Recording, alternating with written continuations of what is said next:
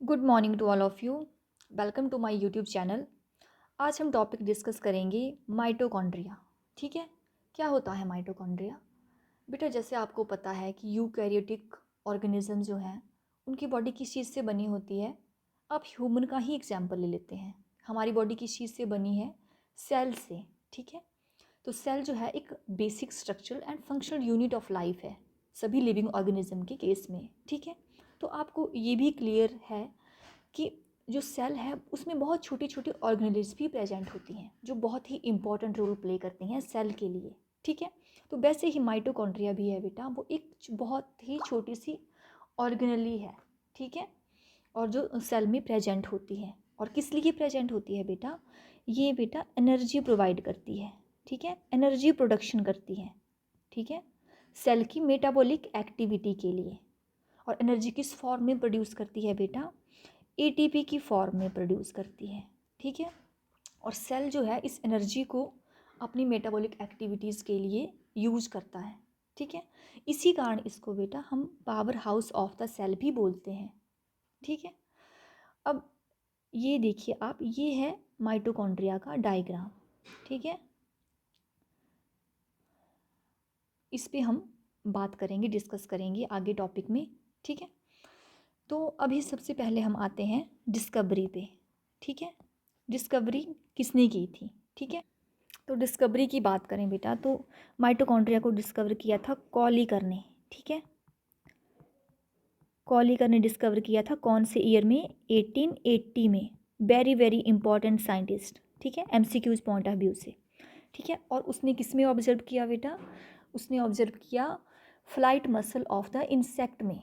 ठीक है, उन्होंने माइक्रोस्कोपिकली जो है वो इंसेक्ट की जो है वो फ्लाइट मसल्स मतलब विंग्स को ऑब्जर्व किया और उसमें उन्होंने ऑब्जर्व किया माइटोकॉन्ड्रिया को। ठीक है, और उन्होंने जो है वो ग्रेन लाइक स्ट्रक्चर जो है वो ऑब्जर्व किए।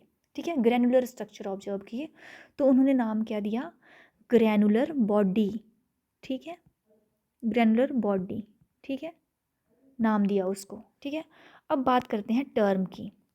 टर्म जो है वो माइटोकॉन्ड्रिया किसने दी? वो दी थी सी वेंडा ने इन 1898 में। ठीक है, और उन्होंने दो ग्रीक वर्ड्स के अकॉर्डिंगली इसको नाम दिया। ठीक है, क्योंकि माइटो का मीनिंग क्या होता है ग्रीक लैंग्वेज में? Thread, and chondrion means granules. ठीक है, तो उन्होंने उनको जो है वो एक अनाज के दानों की तरह अपीयरेंस जो है वो माइटोकॉन्ड्रिया दे रहा था, तो उन्होंने उसको जो है वो एक थ्रेड ऑफ ग्रेन्स ऐसे करके जो है वो इसका नाम दे दिया। ठीक है, थ्रेड ऑफ ग्रेन्यूल्स भी बोल सकते हैं। ठीक है, तो माइटोकॉन्ड्रिया को जो है वो जब एक स्टेन भी किया जाता है, तो वो किस स्टेन से किया जाता है बेटा? Janus green B. और ये क्वेश्चन भी बहुत इम्पॉर्टेंट है। ठीक है, ये बहुत बार एमसीक्यूज में पूछा गया है, तो आपको याद रखना है कि माइटोकॉन्ड्रिया को माइकैलिस ने किस स्टेन से जो था वो स्टेन किया था? जेनस ग्रीन बी स्टेन से। ठीक है, अब हम बात कर लेते हैं अक्रेंस की। ठीक है, कहाँ प्रेजेंट होता है माइटोकॉन्ड्रिया और कहाँ ये प्रेजेंट नहीं होता है। ठीक है, तो माइटोकॉन्ड्रिया जो है वो प्रोकैरियोट्स में एब्सेंट होगा, क्योंकि प्रोकैरियोट्स में कोई भी ऑर्गेनली प्रेजेंट नहीं होती है। ठीक है, तो माइटोकॉन्ड्रिया भी एब्सेंट है और प्रेजेंट है सभी यूकैरियोटिक सेल में। ठीक है, लेकिन इसमें भी एक्सेप्शन है। कहाँ प्रेजेंट नहीं होगा? मेच्योर मैमेलियन आरबीसी में। ठीक है, क्लियर हो गया। अब आप बात करते हैं शेप की। इसकी शेप जो है बेटा वो वेरिएबल होती है। Variable means different different shapes जो है ये कैरी करता है। ठीक है, जैसे ये ना ये ग्रैनुलर भी हो सकता है, ये फाइब्रिलर भी हो सकता है, और ये स्फेरिकल शेप भी कैरी करता है। ठीक है, तो इसी वजह से इसको क्या बोलते हैं? एक प्लियोमॉर्फिक ऑर्गेनेली भी माइटोकॉन्ड्रिया को बोलते हैं। ठीक है, तो ये भी आपने याद रखना है। ठीक है, अब ग्रोइंग, अब इसके नंबर की अगर हम बात करें बेटा, तो अब जहाँ पे एनर्जी की नीड ज़्यादा होगी वहाँ पे माइटोकॉन्ड्रिया का अमाउंट भी बढ़ जाएगा, उसका नंबर भी इंक्रीज करेगा। ठीक है, तो ये more in growing and dividing and metabolically active cell, तो ये ग्रोइंग और dividing and metabolic active cell में ज़्यादा नंबर में प्रेजेंट होता है। ठीक है, क्लियर हो गया। अब नेक्स्ट चलते हैं इसकी स्ट्रक्चरल ऑर्गेनाइजेशन पे। ठीक है, तो हम बेटा यहाँ पे एक डायग्राम ड्रॉ कर लेते हैं, जिससे आपको क्लियर हो जाएगा। ठीक है, तो ये देखिए, ये है माइटोकॉन्ड्रिया, ठीक है, ये ले लेते हैं माइटोकॉन्ड्रिया को, ठीक है। तो बेटा ये हमने बना दी इसकी आउटर मेम्ब्रेन। अब हम बनाते हैं इनर मेम्ब्रेन, ठीक है।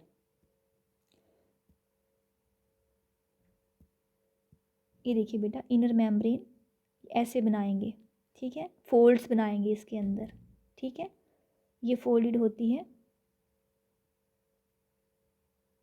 ऐसे करके, ठीक है, ये बन गई इनर मेम्ब्रेन।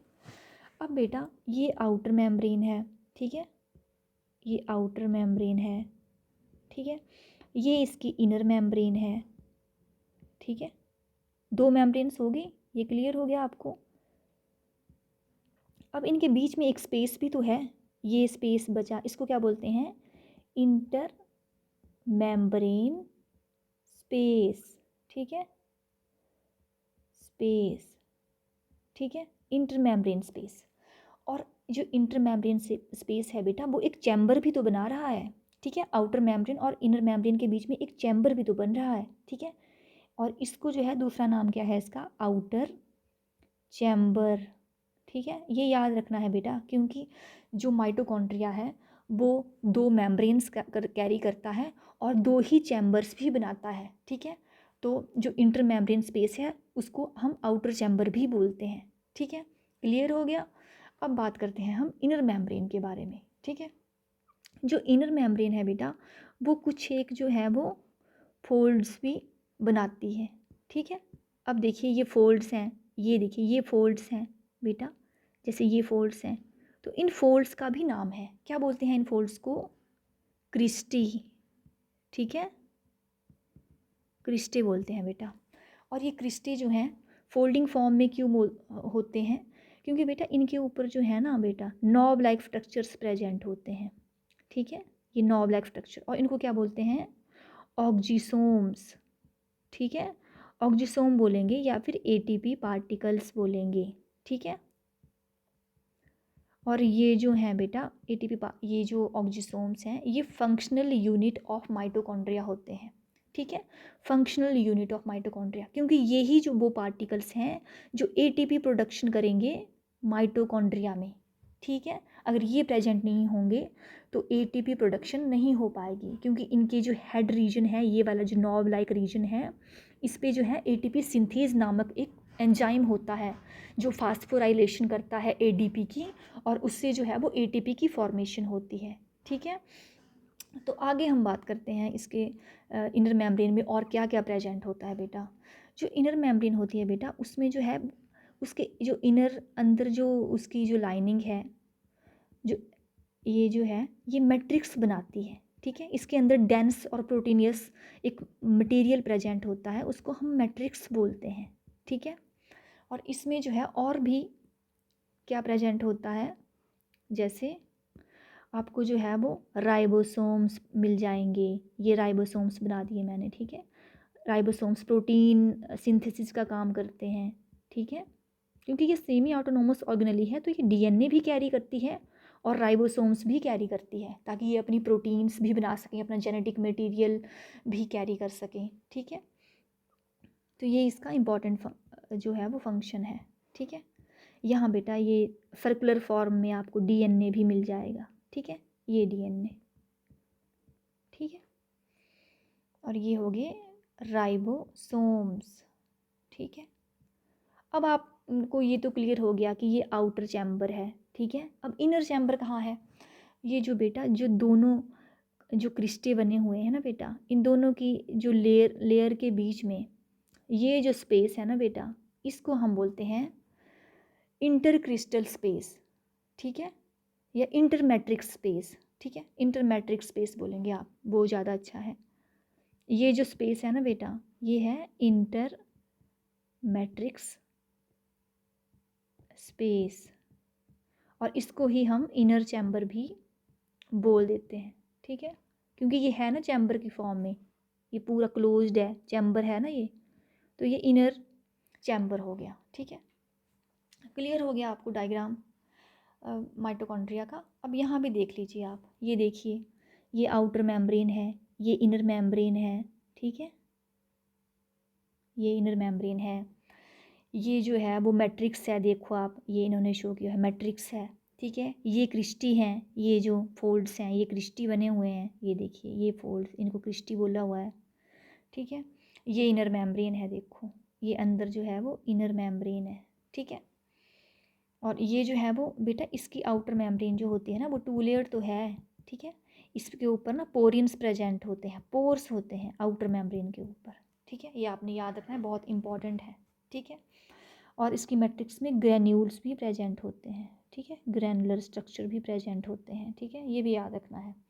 राइबोसोम्स हैं, ठीक है, डीएनए है, माइटोकॉन्ड्रियल डीएनए है, ठीक है। ये देखिए ये बना हुआ है, ठीक है। क्लियर हो गया डायग्राम। अब आगे चलते हैं, ठीक है।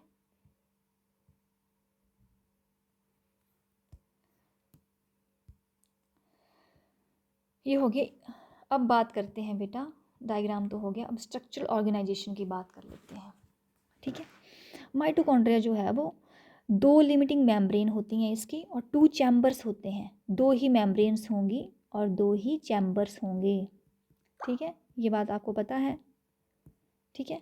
तो माइटोकॉन्ड्रियल मेम्ब्रेन्स के बारे में बात कर लेते हैं, 2 इन नंबर्स, और फर्स्ट है आउटर माइटोकॉन्ड्रियल मेम्ब्रेन, इसकी बात हो रही है, ठीक है। तो आउटर क्या है, आउटर मेम्ब्रेन जो है वो 60 to 70 एंगस्ट्रॉम थिक होती है, ठीक है। और लाइपोप्रोटीनस एंड ट्राइलैमिनर यूनिट मेम्ब्रेन होती है। वो तो आपको पता ही है कि कोई भी जो मेम्ब्रेन है वो लिपिड और प्रोटीन की बनी होती है और 3 लेयर्ड होती है, ठीक है, मेम्ब्रेन। ये भी वैसी ही है, क्योंकि सभी जो यूकैरियोटिक मेम्ब्रेन्स हैं वो सिमिलर कंपोजिशन होती है उनकी, ठीक है। और ये फिली परमिएबल है, ये वेरी इंपॉर्टेंट है, to the small sized biomolecules, ठीक है। ये ऐसा करती है, कोई भी बायोमोलिक्यूल आता है बहुत ज़्यादा वैसे साइज उसका स्मॉल होना चाहिए, बहुत ज़्यादा लार्ज साइज नहीं होना चाहिए, ये सभी के लिए परमिएबल होती है, मतलब सभी को अंदर आने देती है, ठीक है। Due to presence of trans membrane channels, उसके जो सतह होती है, जैसे यहाँ पे अगर ये आउटर मेम्ब्रेन की सतह है तो यहाँ पे जो है कुछ पोरिन्स नामक प्रोटीन होती है, उनकी वजह से ये जो है वो स्मॉल साइज बायोमोलिक्यूल्स के लिए परमिएबल होती है, ठीक है। And formed of outer and inner layer of protein and middle bilayer of phospholipids, ठीक है। ये तो आपको पता है कि कोई भी लेयर होती है उसमें आउटर साइड प्रोटीन्स होती हैं और बीच में फास्फोलिपिड्स होते हैं, ठीक है बेटा, ये तो क्लियर है, ठीक है। आगे चलते हैं, इनर मेम्ब्रेन की बात करते हैं, ठीक है। इनर मेम्ब्रेन जो है वो इनर होती है, अंदर होगी, ये देखिए ये फोल्ड्स बने हैं, ये इनर मेम्ब्रेन है, ठीक है। और ये 60 to 70 एंगस्ट्रॉम, ये सिमिलर है, ठीक है, इनकी बिर्थ सिमिलर है, ठीक है। लाइपोप्रोटीनस होगी, ट्राइलेमिनर होगी, ये भी सिमिलर चीज़ है, कंपोजिशन सेम है, लेकिन इसमें प्रोटीन ज़्यादा होगी, ठीक है। उसमें जो है वो कंपोजिशन में प्रोटीन एंड लिपिड जो है वो सिमिलर अमाउंट के हैं, 50-50% है, लेकिन इसमें जो है वो ये प्रोटीनेसियस होगी ज़्यादा, इनर मेम्ब्रेन, ठीक है। 80% प्रोटीन है एंड लेस जो है वो इसमें लिपिड्स हैं, एंड मोस्ट ऑफ विच जो प्रोटीन है बेटा वो कैरियर्स के रूप में काम करते हैं, ठीक है, एंड परमिएजेस होते हैं, क्योंकि वो जो हैं वो कुछ एक कंपोनेंट्स के लिए, आयंस के लिए जो हैं वो परमिएबल होते हैं, ठीक है। जैसे सबको जो है परमिट नहीं करेंगे, तो ये सेमी परमिएबल मेम्ब्रेन है, ये याद रखना है आपने कि इनर मेम्ब्रेन जो है वो सेमी परमिएबल होती है, सेमी परमिएबल होती है, ठीक है। जो आउटर है वो freely permeable to small molecules, but ये सेमी परमिएबल होगी, ठीक है। एंड ये जो है बहुत ही इम्पॉर्टेंट, आगे एक वो आ रही है डेफिनेशन, ये जो है वो ये फॉर्म्ड नंबर ऑफ फोल्ड्स, ये कुछ एक फोल्ड से बनी होती है, inward called the cristae into the inner membrane of the mitochondria. जो इनर मेम्ब्रेन होती है बेटा उसमें जो है वो फोल्ड्स होते हैं और उनको हम क्रिस्टी बोलते हैं, क्रिस्टी बोलते हैं, ठीक है। और क्रिस्टीज किस चीज़ के लिए इंपॉर्टेंट होते हैं, increase the surface area of enzyme activity, ठीक है। अब आगे चलते हैं, ठीक है। और इनर मेम्ब्रेन ही होती है बेटा जिसपे जो है वो knob like F1 particles present होते हैं, ठीक है। Elementary particles present, elementary particles भी उनको बोलते हैं, और ऑक्जिसोम भी बोलते हैं, ठीक है। Enzymes and electron carrier molecules of electron transport chain, ठीक है। इसकी जो मेम्ब्रेन होती है, इनर मेम्ब्रेन, वो बहुत ही इंपॉर्टेंट होती है बेटा, क्योंकि उस पर जो है वो ऑक्जिसोम्स प्रेजेंट होते हैं और एंजाइम्स भी प्रेजेंट होते हैं एंड इलेक्ट्रॉन ट्रांसपोर्ट चेन के कंपोनेंट्स भी प्रेजेंट होते हैं, ठीक है। So these are called the electron transport particles, ठीक है। और ये प्रेजेंट होते हैं मैट्रिक्स ऑफ इनर मेम्ब्रेन पे, ठीक है। तो ईच F1 पार्टिकल जो है वो 3 कंपोनेंट्स का बना होता है, ये आपने याद रखना है। F1 पार्टिकल जो है किस चीज़ का बना होता है, F0 सब यूनिट, विच इज़, जो F0 सब यूनिट होती है ना बेटा, वो क्या होती है, F0 को ऐसे लिखते हैं वैसे, इसके लेग में जो है वो नॉट लगा होता है। ये रेक्टेंगुलर होता है, embedded in the inner membrane and it contain a proton channel, ठीक है। ये प्रोटोन चैनल कंटेन करता है, ये बेस पीस है। जैसे मैं आपको इसका डायग्राम ड्रॉ करके दिखाती हूँ। ये देखिए बेटा, ये होता है इसका बेस, ये है इसका ऑक्जिसोम का डायग्राम, ठीक है। ये होता है इसका बेस पीस, ठीक है। ये इसका स्टॉक है एंड ये इसका हेड पीस है, ठीक है। ये करता है बेटा एडीपी प्लस ये इनऑर्गेनिक फॉस्फेट की हेल्प से फास्फोराइलेशन करता है और एटीपी प्रोडक्शन करता है। इसके पास जो है वो एटीपी सिंथेज जो है वो एंजाइम प्रेजेंट होता है, ठीक है, बहुत ही इम्पॉर्टेंट, और इसकी वजह से जो है एटीपी प्रोडक्शन होती है, ठीक है।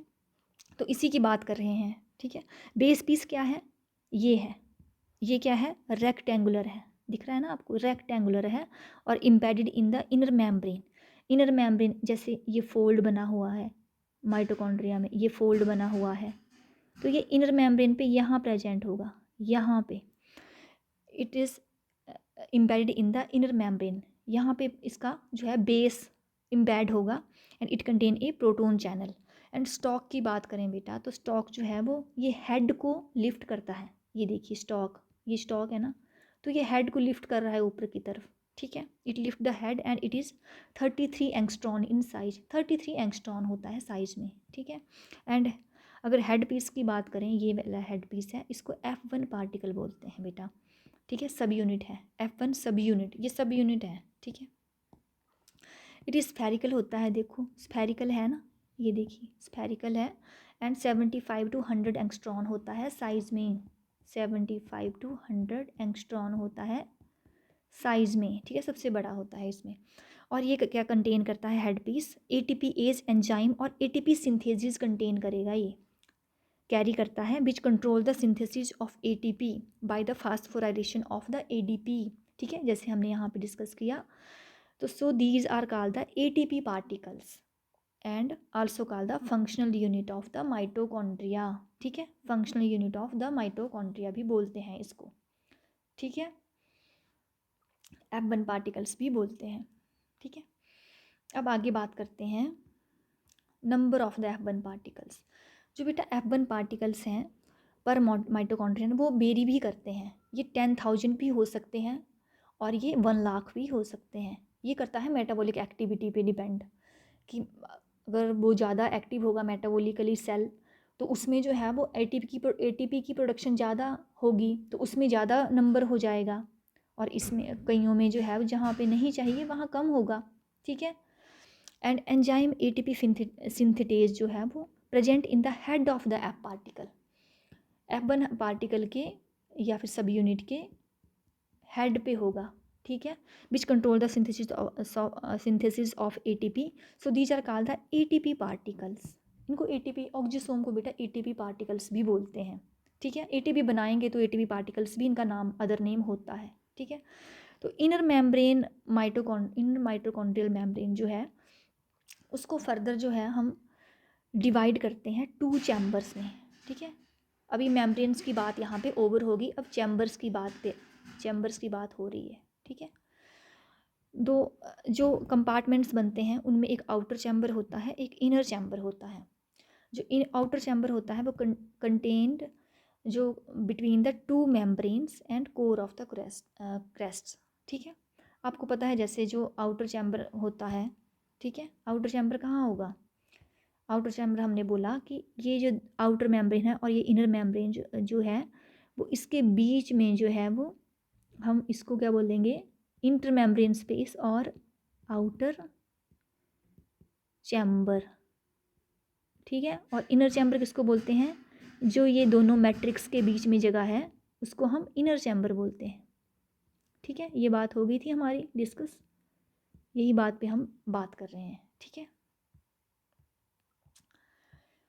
ये देख लीजिए। अब इन्होंने लिखा कि आउटर चैम्बर जो है वो होता है between the two membranes and core of the crest.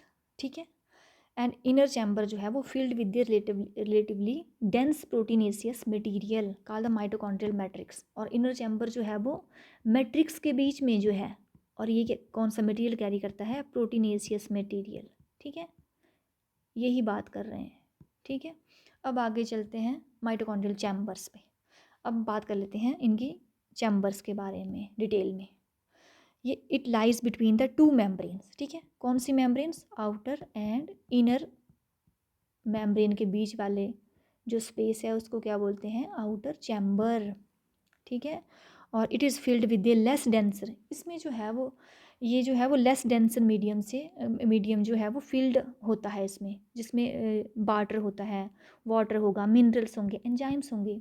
ठीक है, लेकिन जो इनर चैम्बर है, ठीक है, ये होता है इनसाइड द इनर मेम्ब्रेन, मतलब जो फोल्ड्स हैं ऐसे ऐसे ऐसे वाले फोल्ड्स हैं, ये इनर चैम्बर है।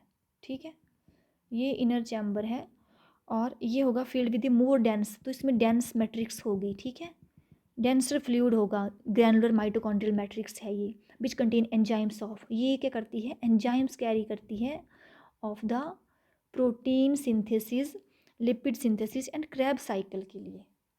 ठीक है, तो ये बात कर रहे हैं। ठीक है, और माइटोकॉन्ड्रियल मैट्रिक्स जो है also contain the 70S ribosomes, ribosome भी कैरी करेगा।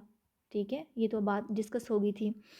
एंड उनको माइटोराइबोसोम्स बोलते हैं। राइबोसोम्स कौन से टाइप के होते हैं, 70S राइबोसोम्स। ठीक है, और इसमें जो है वो 2 to 6 circular and naked mitochondrial DNA भी प्रेजेंट होगा। ठीक है, राइबोफ्लेविन होगा, granules of calcium phosphate and divalent ions.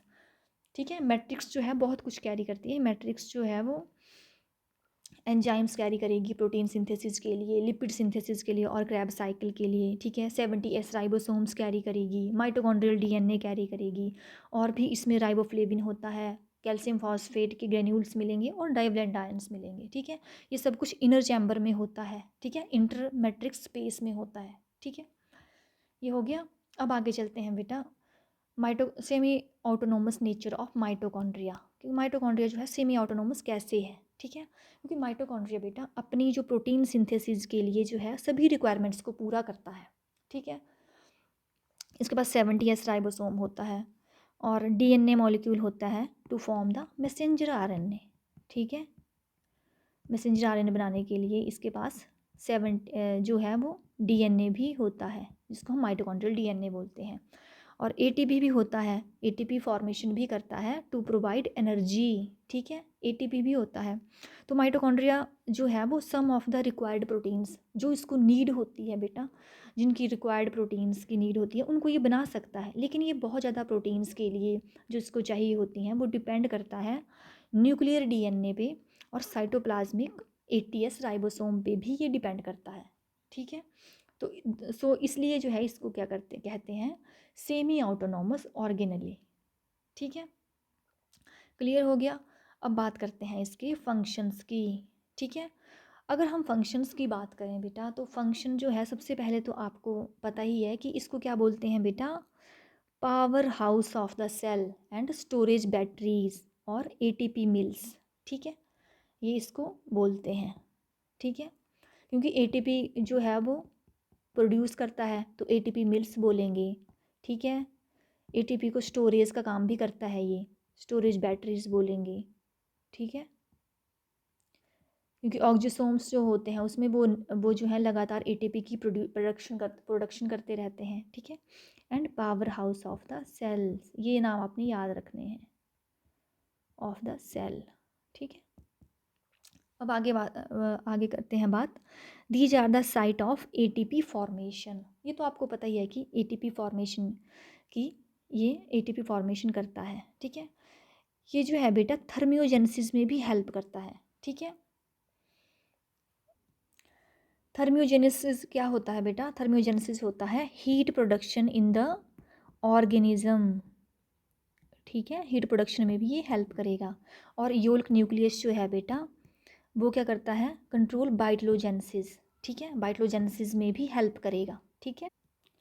बाइटलोजेनेसिस means बेटा कि जो प्रोसेस होती है ना योल्क प्रोटीन की, योल्क प्रोटीन फॉर्मेशन होती है in the oocytes during the sexual maturation, तो उसमें जो है वो माइटोकॉन्ड्रिया भी हेल्प करता है, ठीक है।